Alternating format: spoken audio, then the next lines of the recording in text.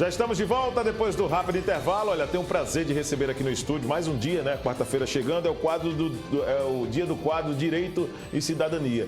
Tenho aqui do meu lado a advogada Jamile Coelho, ela que é desembargadora eleitoral, para trazer aspectos relevantes a respeito da nossa Carta Magna. Jamile, muito obrigado pela presença aqui no estúdio mais uma vez. Vamos falar um pouquinho da Carta Magna, da importância. Vamos explicar essa história para a gente. Bom dia. Pronto, bom dia a todos e a todas. Então, a Carta Magna, que é a famosa Constituição Federal, ela fez aniversário no último dia, na segunda-feira, no último dia 5 de outubro, ela fez 32 anos. Então, é uma jovem e a gente só tem a comemorar. É a nossa 7ª Constituição. A primeira Constituição foi em 1824. Depois veio a Constituição de 1891, aí já alterando do regime monárquico para a república, já abolindo a escravatura, que tinha sido abolida em 1888. Depois tivemos uma em 34, 37, 42 e 67. E essa Constituição de 88 ela é muito importante porque ela marca a redemocratização do Brasil. Né? Ela foi feita com a participação popular. Foi convocada uma Assembleia Constituinte exclusivamente para isso, em 1985, através de uma emenda constitucional, à então Constituição de 67, e se reuniram deputados e senadores, 559, na verdade, parlamentares, liderados pelo senhor Ulisses Guimarães, na época, né? E ela ficou pronta em julho de 88. E dia 5 de outubro de 1988, ela nasceu. E é a nossa Carta Magna, é a lei principal do país. Né? Ela define direitos e deveres e estamos todos submetidos a ela. Doutora, é muito importante quando se fala em Constituição, mas o porquê dessa importância de valorizar, para explicar para os nossos telespectadores. Quando nós estamos assim sempre ouvindo, isso é uma medida inconstitucional. Então vamos explicar um pouquinho a importância de respeitar a nossa Constituição. A nossa Constituição é uma segurança para a gente, para todo o país. Ela é conhecida, inclusive, como uma Constituição analítica. Ela é dividida em 3 partes. Ela tem o preâmbulo, que ela dá uma ideia geral do documento, ela diz a que veio, mas não define normas. Depois ela tem a parte dogmática, que essa parte é realmente importante, são 250 artigos, dividida em 9 capítulos. E depois tem o ato das disposições constitucionais transitórias. Esse ato da disposição constitucional transitória, ele teve vigência na transição entre a antiga Constituição e a nova ordem constitucional. E esses capítulos, eu trouxe até uma colinha aqui para não me perder, ele trata dos princípios fundamentais, dos direitos e garantias fundamentais, que é o famoso artigo 5º, da organização do Estado, da organização dos poderes, da defesa do Estado e das instituições democráticas, da tributação e do orçamento, da ordem econômica e financeira, da ordem social e das disposições constitucionais gerais. Ou seja, a Constituição da gente ela dá toda uma orientação, uma linha geral de que as demais leis devem obedecer.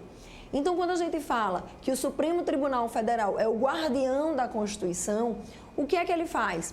Uma lei em determinado estado, uma lei em determinado município, algum ato do presidente da República que vá de encontro àqueles princípios fundamentais e toda essa ordem constitucional, por isso que a gente diz que ela é inconstitucional. Então, por exemplo, se hoje uma lei permite a escravidão no Brasil, a escravatura no Brasil, essa lei é frontalmente inconstitucional. A lei da gente, ela é conhecida como a Constituição da gente é conhecida como uma Constituição cidadã. Exatamente por ter permitido a participação popular na sua elaboração e trazer novos paradigmas. Então, a gente fala sobre soberania, sobre os valores sociais do trabalho, a dignidade da pessoa humana acima de tudo, pluralismo político, o voto direto, lembrando que a gente passou um bom tempo sem eleições diretas. Sim. Eu era criança, aqui eu vou dizer mesmo quando teve a campanha das Diretas Já. Sim. Eu era criança mesmo, mas eu lembro, Direta Já, e ela foi capitaneada pelo Ulisses Guimarães. Logo depois teve a eleição do presidente Tancredo Neves, que infelizmente faleceu. Verdade. E foi em substituição foi o presidente José Sarney. E a primeira eleição direta foi com o alagoano carioca Fernando Collor, presidente Fernando Collor. E a gente precisa valorizar isso, porque como cidadão, a gente precisa conhecer os nossos direitos e precisa conhecer os nossos deveres também. A gente precisa conhecer os direitos para poder cumpri-los exigir que o Estado os cumpra e também os nossos deveres para que a gente contribua com isso, né? A gente vem numa sucessão de programas, na semana passada a gente falou da importância da tripartição de poderes, porque executivo, legislativo e judiciário está como um princípio fundamental. Sim. Não pode haver outro poder que sobreponha, como havia o poder moderador, que era exercido exclusivamente pelo imperador. Imagine que nós tínhamos, na época de Dom Pedro, os 3 poderes, executivo, legislativo e judiciário, e um 4º poder, que podia anular qualquer ato dos 3. Isso é muita insegurança para a gente. Então, essa Constituição, ela traz o presidencialismo como regime de governo, ela traz o voto direto, ela traz a proteção ao meio ambiente, ela traz questões de demarcação de terra indígena, né, que são os nossos antepassados. Então, assim, a Constituição ela é um documento completo, né? Até mais do que dizem que deveriam, porque a nossa Constituição fala sobre tudo. Até sobre o colégio que permanece na União. Então, assim, ela é uma Constituição que tem normas formais, ou seja, só porque estão dentro da Constituição são normas constitucionais. E ela é extensa, né? São 250 artigos. E nós já vamos com 107 emendas. Então, eu costumo dizer, eu me formei há 20 anos.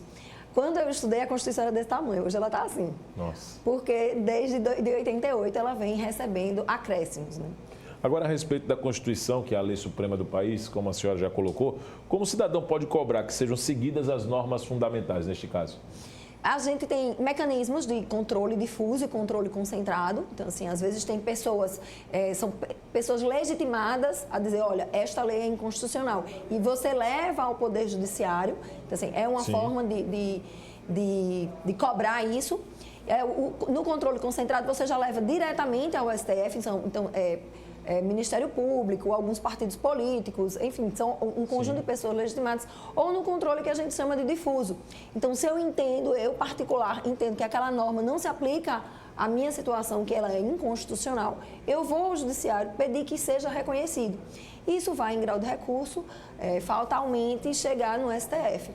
A gente tem situações, por exemplo, que são recursos repetitivos, ou situações que acontecem em todo o Brasil, que muitas vezes o STF determina que se suspenda as decisões que existem sobre aquele processo em todo o Brasil, até que ele decida. E depois, quando ele decidir, os juízes vão seguir aquela orientação. E uma colocação importante, na sua opinião, Jamili, a Constituição deveria ser melhor divulgada para o cidadão? Com certeza. Na minha opinião, inclusive de vários doutrinadores, essa Constituição devia ser matéria escolar. Ela devia ser dada, pelo menos, a partir do ensino fundamental 2, para a gente ter uma noção. Tem muita gente que defende, por exemplo, a continuidade ou o retorno da disciplina moral e cívica, né, que foi retirada exatamente da carga de programação das aulas. Né, é verdade. Eu tive Educação Moral e Cívica, depois eu tive OSPB. Isso. Né? Era uma disciplina que falava sobre a organização social e política do Brasil. Eu acho importante, não sei se com esse nome, porque isso remete a uma época em que o Brasil não tinha essas diretas já. Eu não lembro se eu peguei, acho que Moral e Cívica sim nos primeiros anos, a OSPB já foi no segundo ano, porque não tinha eleições diretas, então tinha todo uma formação dos professores, e até acho que é impedimento de falar sobre determinados assuntos, ou então exigir que determinados assuntos também fossem abordados, mas seria uma disciplina nesse sentido, de a gente conhecer nós temos princípios fundamentais, né? Conhecer que a educação, por exemplo, é um dever do Estado. Essa Constituição, ela trouxe o Sistema Único de Saúde, então Estado, município e União Federal, eles são responsáveis pela saúde, a gente viu agora na pandemia como o Sistema Único de Saúde é interessante, né? A soberania popular, que é a soberania do voto, e a soberania de Brasil como Estado, né? Dentre os seus princípios fundamentais, a gente tem a eliminação da pobreza, a construção de uma sociedade justa, igualitária, solidária. Por isso que a gente briga tanto pela participação das mulheres nos espaços de poder, para que realmente represente aqueles interesses que a Constituição prega. Então, são diversos artigos e um dos mais interessantes são os princípios e garantias fundamentais, individuais fundamentais. Então, a gente fala de direitos coletivos, fala de direitos sociais, fala de direitos individuais E aí eu acho que esse é assunto para o próximo programa, porque o artigo 5º é bem extenso e é bem interessante. Vou fazer só uma última colocação a respeito do período eleitoral. Você, como desembargador eleitoral, sabemos que ser o cidadão consciente e exercer a cidadania é saber quais são seus direitos e deveres para participar das posições políticas e sociais. Qual o recado que você deixaria exatamente para esse período que se aproxima para o telespectador da TV Mar? Muito obrigado pela presença aqui conosco. Obrigada a você. O que eu deixo, na verdade, é um convite. Né? Participe, conheça seus candidatos, conheça as propostas, assista o programa eleitoral gratuito, não mude de canal. Né? Eles têm inserções ao longo da programação, começa no dia 9 de outubro agora, né? Tem programas nas redes sociais, verifique se aquele fato é verdade ou é mentira, não dissemine falsas informações, as famosas fake news, e participe, porque acho que eu venho batendo nessa tecla, não há outra forma de mudar o que você não está gostando que não seja através da política. E o direito do cidadão comum, no exercício pleno da cidadania, fora aqueles que estão concorrendo nos pleitos, né? São os players da disputa eleitoral, sim, nós somos o principal personagem. Nós somos os protagonistas desta história. Todas as pessoas que estão eleitas foram colocadas ali pelo povo. E todas as pessoas que serão eleitas serão colocadas ali pelo voto direto. Então, participe. Congregue seus amigos, convoque seus amigos para ir votar com consciência. Muito obrigado. A Jamile vai continuar comigo aqui para poder finalizar o programa. Eu quero encerrar o programa TV Mar News de hoje, já te agradecendo. Na próxima quarta-feira, o quadro Direito e Cidadania, com a doutora Jamile Coelho, também estará novamente com outros temas aqui na programação da TV Mar, no programa TV Mar News. E nesse finalzinho do programa, nós vamos voltar com imagens da Cleto Campelo, que mexeu com a vida dos maceienses diante de uma colisão entre um motociclista e um motorista de ônibus coletivo, né, que acabou tendo uma vítima fatal, que é lamentável. Meus pêsames para toda a família. E aí nós vamos encerrando o TV Mar News. Amanhã eu te espero para uma nova edição a partir de 8h30 da manhã. Vamos subindo a letrinha juntos, não é isso, doutora? Vamos lá.